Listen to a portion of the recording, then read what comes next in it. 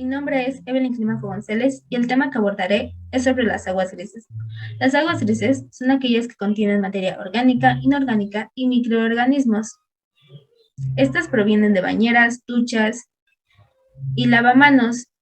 Suelen no considerar a las de lavado porque contienen mayormente bacterias y patógenos, pero se siguen llamando aguas grises, solamente que tienen diferente tratamiento. Dicho esto, es importante conocer los diferentes parámetros para sus tratamientos. En este caso existen dos tipos, uno que es de físico-químico y otro que es microbiológico. Su principal objetivo es disminuir su contaminación y reutilizarse estas mismas aguas. Para su tratamiento completo pasará por diferentes etapas. A estas diferentes etapas me refiero al proceso físico-químico y microbiológico. Principalmente llegará a un tanque. Posteriormente tendrá un pretratamiento. Este pretratamiento consistirá en la eliminación de partículas grandes, como es el caso de grasa o el polvo. Posteriormente eliminarán la contaminación física que se llega a presentar como materiales flotantes y el mismo polvo. De igual forma, se eliminará el material orgánico, reduciendo así los patógenos y de igual forma los nutrientes presentes.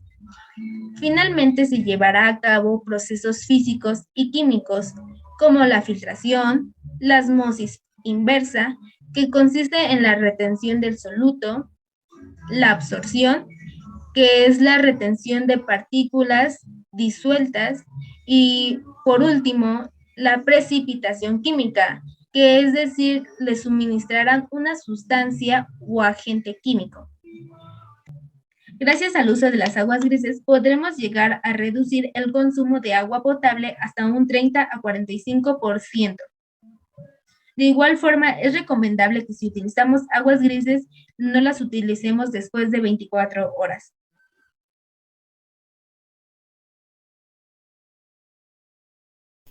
Hola profesora, espero que tengan un excelente día. Yo soy Castillo Reyes Jesús Aarón, del grupo 2EM4. Y a continuación en este video voy a hablar un poco sobre los biosanitarios o sanitarios ecológicos.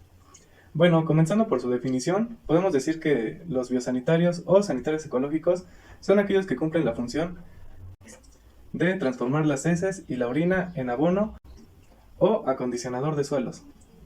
Estos, a como se tienen pensado, pueden ser muy eficientes y eficaces, ya que el uso de recursos es prácticamente nulo al ser muy bajo. Bueno, continuando, estos sistemas de sanitarios son muy eficientes, ya que el uso de agua es muy poco y también, dado su tratamiento, podemos darle un uso adecuado para así poder darle una segunda vida a este recurso que es tan vital como el agua. Aquí los siguientes tipos de biosanitarios o sanitarios ecológicos. Los biosanitarios se dividen en dos tipos, los composteros y los secos. En ambos casos, el uso de hojas secas y diferentes tipos de ceniza son los principales agentes encargados en la eliminación de microbios, incluyendo huevecillos de lombrices. Continuando, las principales diferencias son: en estos casos, la composta va sujeta de un proceso biológico aeróbico, sujeto a condiciones controladas donde los microorganismos son los encargados de descomponer las sustancias orgánicas. En un sanitario compostero se deposita la excreta humana y para llevar a cabo su proceso de descomposición se agregan materiales orgánicos. Tales pueden ser pedazos de verdura, pajas y acerrín. Es una cámara de tratamiento donde los microorganismos son los encargados de descomponer la misma, llevando a cabo una buena combinación de materiales. Continuando con los sanitarios secos o sanitarios basados en la deshidratación. En un sanitario seco se deshidrata el contenido que cae a una cámara. Esto se logra con ventilación, control de la temperatura, poca humedad y sobre todo agregando materiales secantes. Una vez yace el excremento en la cámara, hay que reducir la humedad del contenido un 25% aproximadamente lo más rápido posible, ya que a este nivel la eliminación de patógenos, malos olores y moscas se da de manera eficientemente. Dicho lo anterior, podemos notar las diferencias que más sobresalen sobre estos dos. donde uno se basa por la descomposición por medio de microorganismos y la otra se basa por métodos secos. Cabe recalcar que en ambos casos la eliminación de bacterias y microorganismos no es del 100% eficaz. A continuación, esta imagen nos va a ayudar a comprender un poco mejor su anatomía y su fisiología de estos tipos de sanitarios, donde podemos ver que en su practicidad esta vendría siendo la caja, donde viene siendo el almacenado de excrementos y orina. Por este lado tenemos un árbol, el cual va a digerir sus proteínas, y por esta parte tenemos esta cavidad en la cual el agua de lluvia nos ayudará al acondicionamiento de suelos. Los tres juntos llevan a cabo la descomposición de una manera eficaz y eficiente. Vamos a decir cuáles son sus ventajas y desventajas. Bueno, empezando por las ventajas, podemos tener que en estos tipos de sanitarios el consumo de agua es prácticamente nulo, a comparación de los baños estadounidenses. Los baños estadounidenses o americanos como los conocemos normalmente, su principal diferencia mecánica es el uso de caños, los cuales transportan las heces con el uso de agua a través de estas mismas tuberías o caños hasta llegar a un alcantarillado. Como otra ventaja en los sanitarios ecológicos, tenemos un costo relativamente bajo a comparación de otros tipos de baños, ya que el uso de agua y de electricidad. Cabe destacar que al ser prácticos y tener costos bajos, estos mismos se suelen usar, la mayoría de ocasiones, en zonas donde el desarrollo urbano es bajo.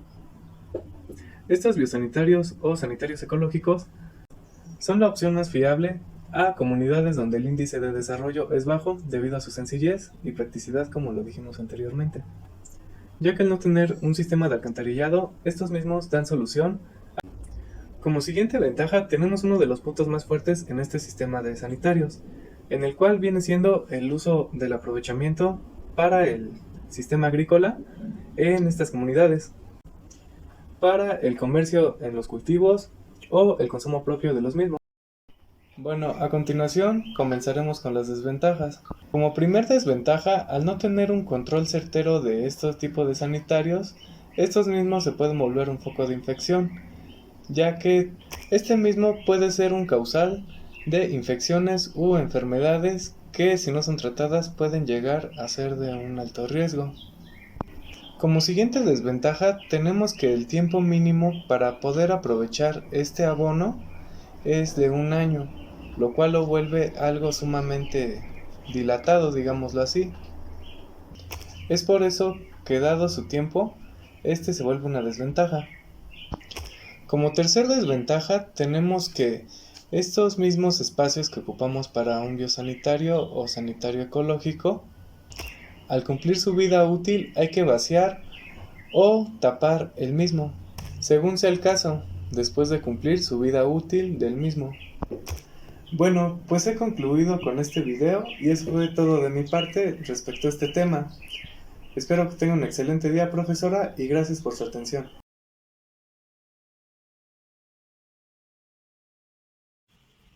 Hola, mi nombre es Axel René Cristóbal García, perteneciente a la materia de Química Aplicada del grupo 2M4 de la carrera de Ingeniería Eléctrica. Y yo les vengo a explicar sobre soluciones ambientales por el agua de lluvia. Bien, vamos a dar una pequeña introducción sobre qué es el agua de la lluvia. El agua de la lluvia es aquella que nos cae del cielo en forma de precipitación. Esta nos cae de forma gratuita cada ocasión que llueve. Cabe mencionar que esta agua no contiene sal ni cloro y se puede aprovechar para muchos usos, que a continuación vamos a explicar de qué manera le podemos sacar provecho a ella. ¿Cómo se origina la lluvia? El agua de lluvia nace y se forma en las nubes. Se origina debido a cambios de presión atmosférica, como también a los cambios de temperatura o a la humedad que hay en el ambiente. Los científicos y expertos del clima aseguran que la lluvia se produce cuando el vapor de agua se condensa, es decir, cuando pasa de gas a líquido, y estos se vuelven gotas que contienen las nubes y hacen que caigan. Dicho de otra manera, la lluvia es cuando el agua cae de las nubes en forma de gotas, de manera rápida sobre la Tierra. A continuación se van a mencionar unas características del agua de la lluvia. Número 1. Limpia. En la mayoría de lugares el agua de la lluvia es muy limpia.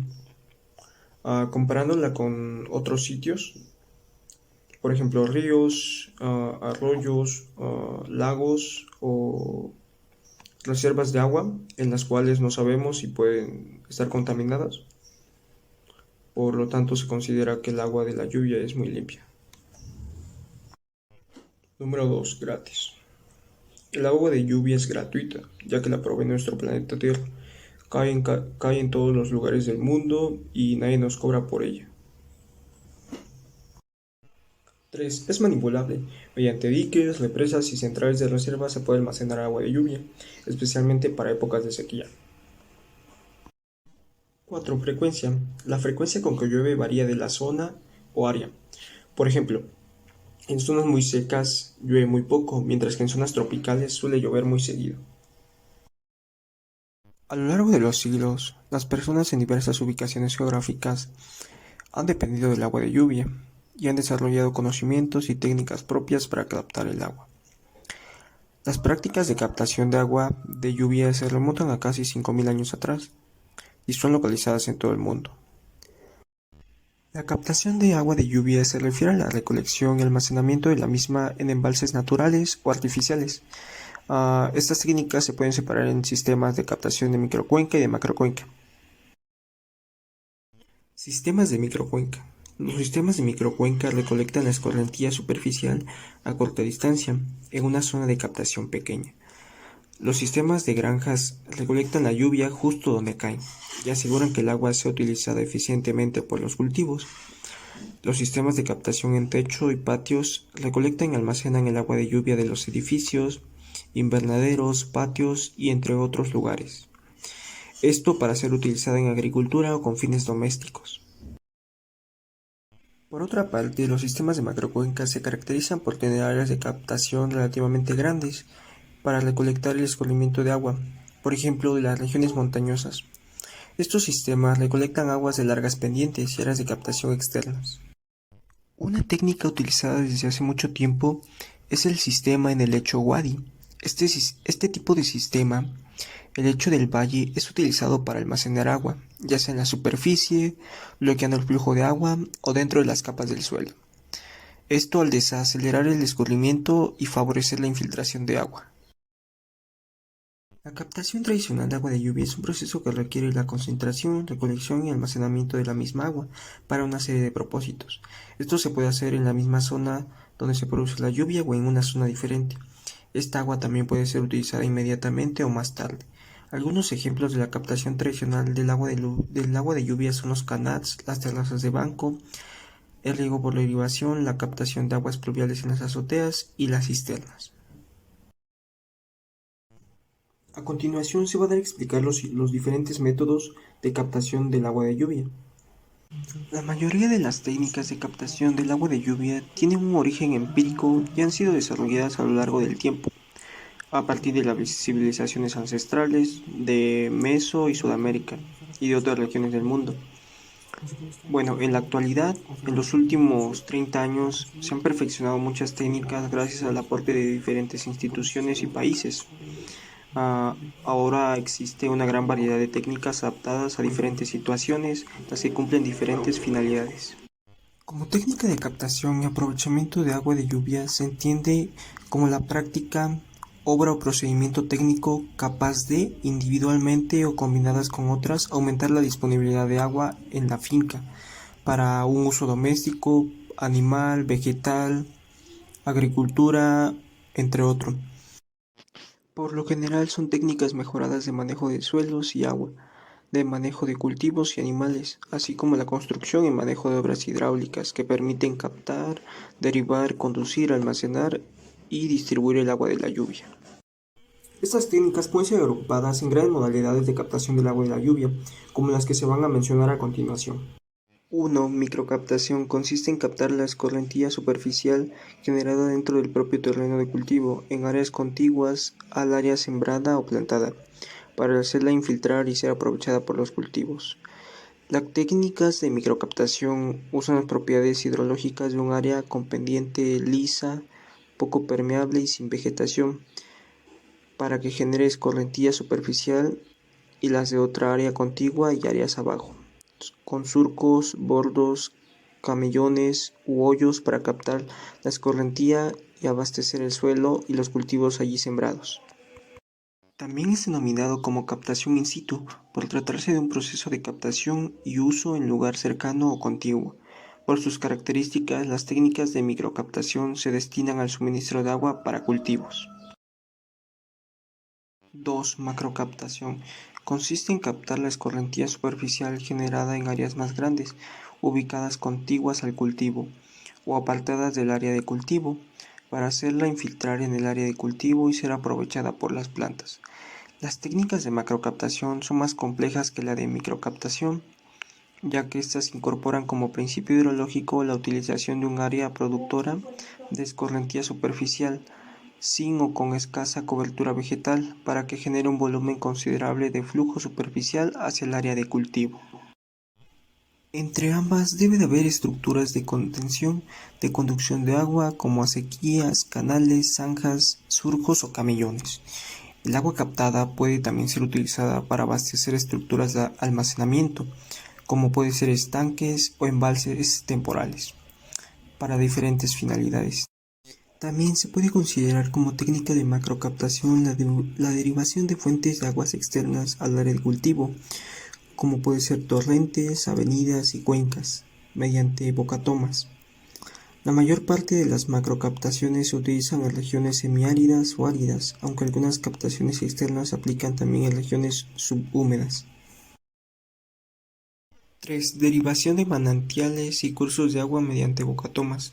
No todos consideran la captación y derivación de manantiales y cursos de agua establecidos como captación de agua de lluvia.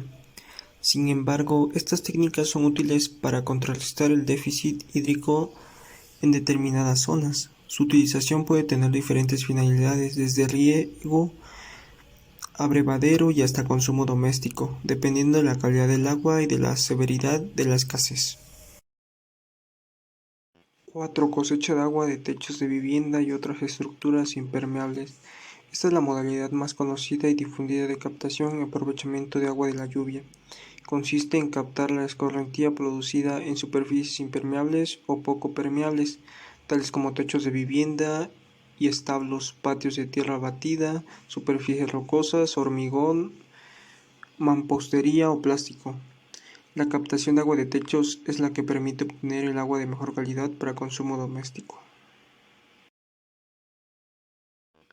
5. Captación de aguas subterráneas y freáticas. En muchas regiones con déficit hídrico hay posibilidades de aprovechamiento de aguas subterráneas y freáticas para diferentes finalidades, dependiendo de la calidad, disponibilidad y modalidad de extracción. Una parte importante de la planificación de la captación y aprovechamiento de agua de lluvia es la selección correcta de las modalidades y técnicas necesarias para hacer frente al déficit hídrico recurrente en cada región o localidad. Esto en función de las condiciones ambientales y socioeconómicas presentes y de los objetivos establecidos. Existen diferentes criterios para la selección de las técnicas de captación y aprovechamiento del agua de la lluvia. A continuación se menciona. Primer criterio: cantidad y calidad de agua disponible. Debemos preguntarnos ¿con qué volumen de agua y calidad se puede contar? Segundo criterio: prioridades de los usuarios. Cuestión a responder: ¿cuáles son las prioridades de uso del agua establecidas por los usuarios, considerando su disponibilidad, cantidad y claridad? Criterio 3. Conocimientos y experiencias locales. Cuestión a responder: ¿cuáles son los conocimientos y las experiencias con que cuenta la comunidad? El cuarto criterio es la eficiencia, en el cual debemos hacernos las siguientes preguntas. ¿Cuál es la eficiencia en el uso de los recursos actuales y si se pueden mejorar? El siguiente diagrama sirve de orientador para la selección de modalidades de captación según la finalidad de utilización del agua de la lluvia.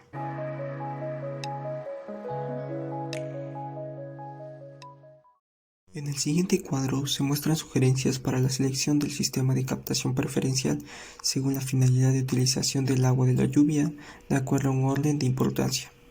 Este cuadro está clasificado por 3 partes: finalidad de uso, su finalidad de uso y sistema de captación preferencial.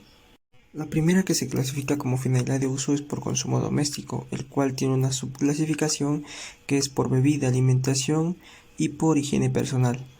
Para este uso del agua de la lluvia se propone como captación lo que es el techo de vivienda u otra construcción con un pozo de buena calidad de agua.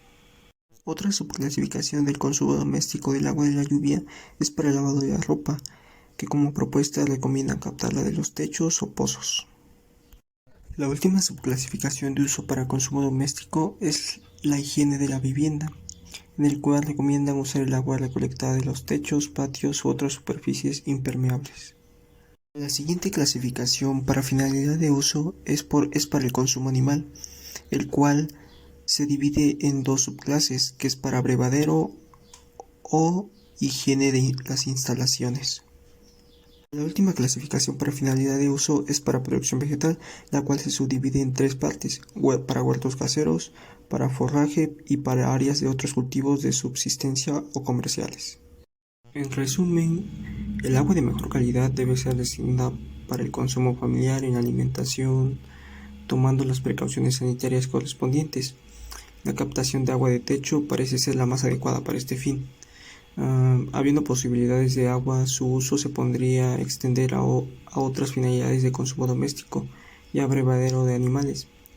Los patios también suelen producir agua de buena calidad, principalmente cuando se encuentran bien impermeabilizados, es decir, con plástico, hormigón o mampostería, y se evita el exceso de animales domésticos o silvestres. El agua allí producida debería ser utilizada preferentemente en la producción animal.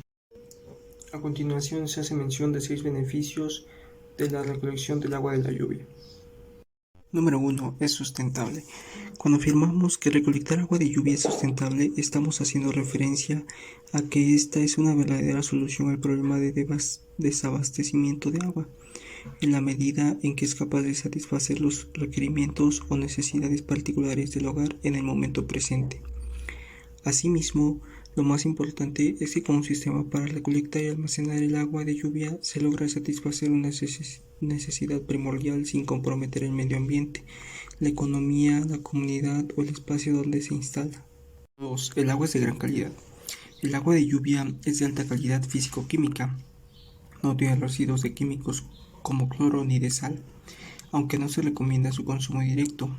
Se puede usar para regar plantas, porque al no tener residuos minerales o cloro es fantástica para su cuidado. También puedes usarla para lavar ropa y en las actividades de limpieza del hogar y más. 3. Podrás regar plantas en épocas de sequía. Uno de los efectos más devastadores del calentamiento global es que las temperaturas han aumentado, haciendo que los veranos o épocas de calor y sequía sean más prolongadas y extremas. En muchísimos los lugares, las temperaturas promedios de estas épocas del año se han visto alteradas y con ello sufren las plantas y otros seres vivos que no están acostumbrados a estas condiciones medioambientales tan rudas y terminan muriendo.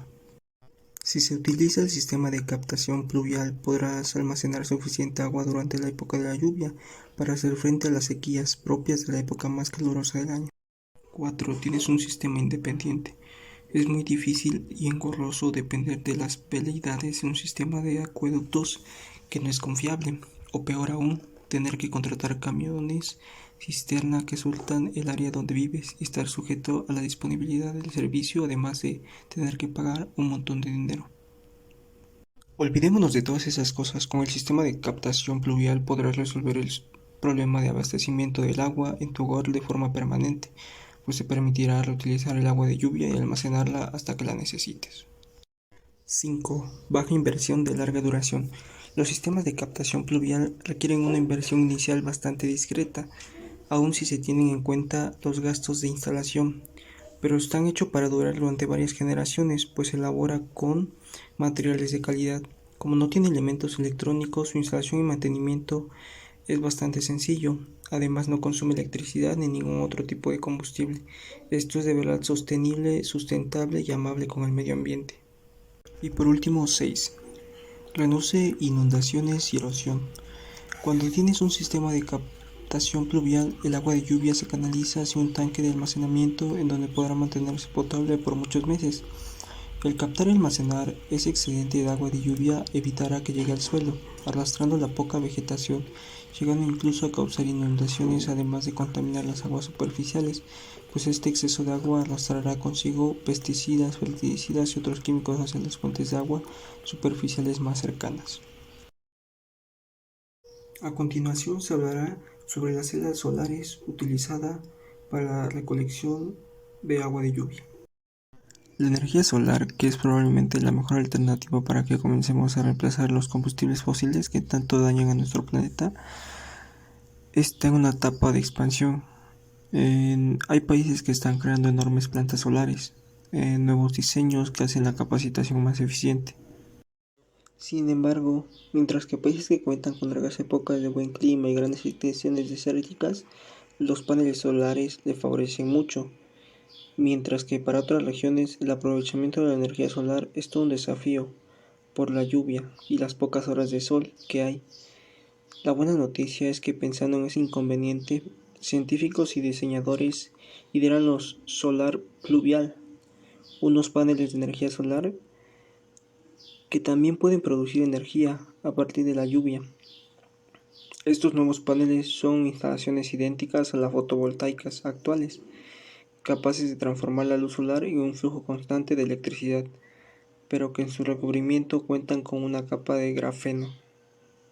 El panel solar está recubierto por una capa de grafeno del grosor de un átomo.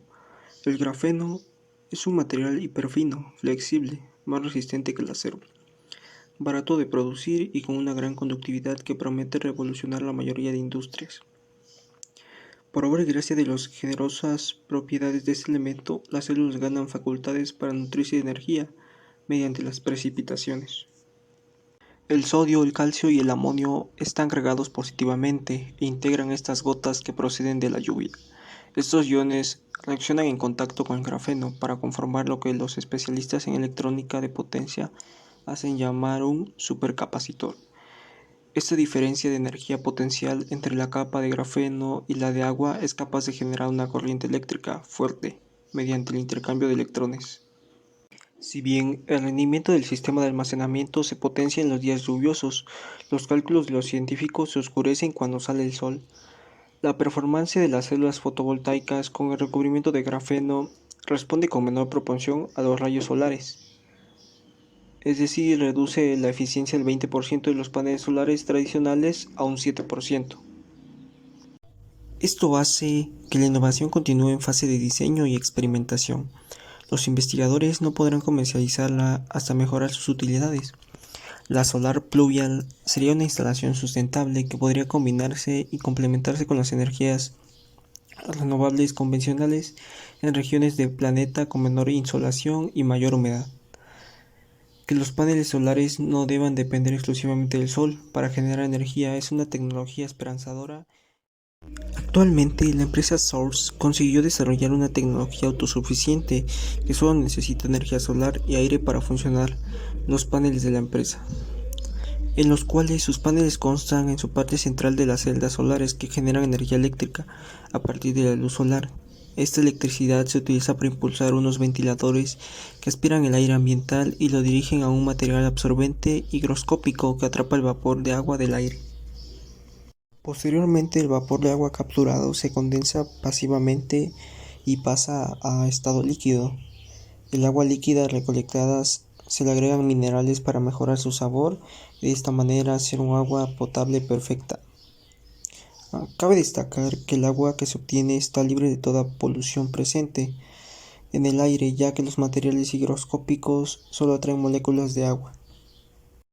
El costo aproximado de estos paneles rodea los $2,000 y su vida útil es de 15 años aproximadamente, con su respectivo mantenimiento que consta en los cambios de filtros de aire y el cartucho de minerales en un dado tiempo para que su desempeño sea óptimo y alcance su vida útil aproximada.